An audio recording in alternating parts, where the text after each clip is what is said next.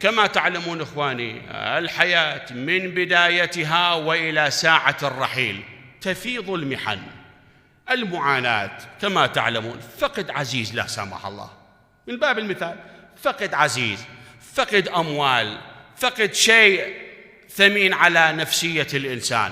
على الإنسان المؤمن أن لا تخرج من فمه كلمة تقلل من شأنه، أن لا تخرج من فمه كلمة اعتراضاً على حكم المولى تبارك وتعالى، لأنه مسلم، لأنه مؤمن. ويكفيك هذا الخبر، هذا النبأ، ما ورد في محكم الكتاب الكريم: وبشر الصابرين الذين إذا أصابتهم مصيبة لم تخرج من فمهم سوى هذه الكلمة قالوا إنا لله وإنا إليه راجعون. الإنسان المسلم، الإنسان المؤمن، يجب عليه يتميز بهذه الصفات، صفة الصبر في الأمور المادية وفي الأمور المعنوية كما بينا. وللحديث تتمة. هذا الحكي أنا كله جبت علما على حساب 4 حكايات من أجل إدخال السرور في قلب رسول الله صلى الله عليه وآله وسلم، لعزيزه لوصيه لصهره علي بن أبي طالب صلوات الله وسلامه عليه. أرجو الانتباه، خلصت.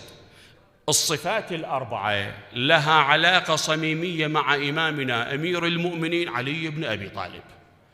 هذا الحكي كله أنا جبته أريده لأبو حسين، أرجو الانتباه. قوله عز وجل: والعصر إن الإنسان لفي خسر إلا الذين آمنوا.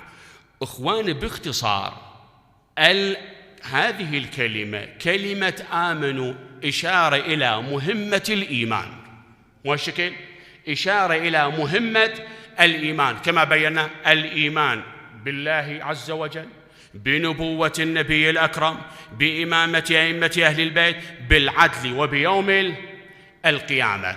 وإذا هناك رجل تميز بهذه الميزة أصبح في القمة، بل قمة القمم، أصبح هو الإيمان في نظر رسول الله الذي هو مصدر من مصادر التشريع. في غزوة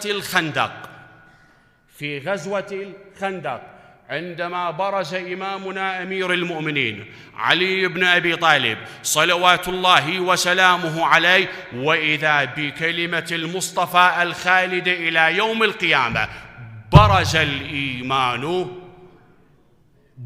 الإيمان كله إلى الشرك.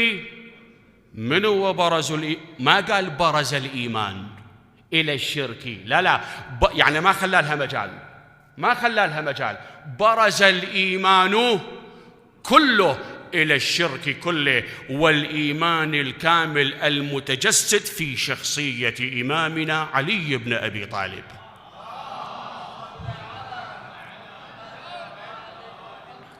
هاي وحدة. إلا الذين آمنوا وعملوا الصالحات.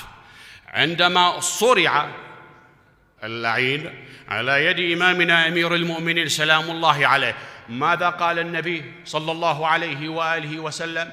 ما رواه الفخر الرازي: ضربة علي، مو قلنا شنو؟ إلا الذين آمنوا وعملوا الصالحات، ضربة علي يوم الخندق أفضل من عبادة الثقلين. ثالثاً: إلا الذين آمنوا وعملوا الصالحات وتواصوا بالحق. علي بن أبي طالب بلغ القمة.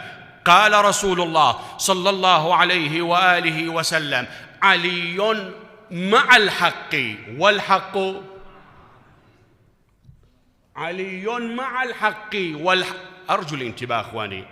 بس واحدنا يريد يطلب للجنة، إذا واحد كبير الله عز وجل شهد له أنه مع الحق، كافي أنه هذا الرجل مع الحق، يكفي للدخول إلى جنة والفوز برضوان الله عز وجل. علي بن أبي طالب تجاوزه إن صح التعبير هذا الخط. علي مع الحق، بل أكثر من ذلك، والحق مع علي بن أبي طالب.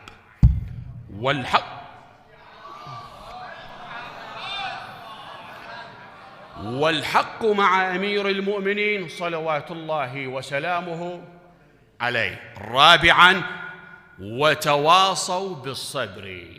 أي صبر يضاهي صبر علي بن أبي طالب صلوات الله وسلامه عليه. أكتفي سمعنا أجيب لك إياها كما بينا إخواني وأعزائي. 120 ألف حاج وحاجة في واقعة الغدير، مو حسبالك سهلة ترى.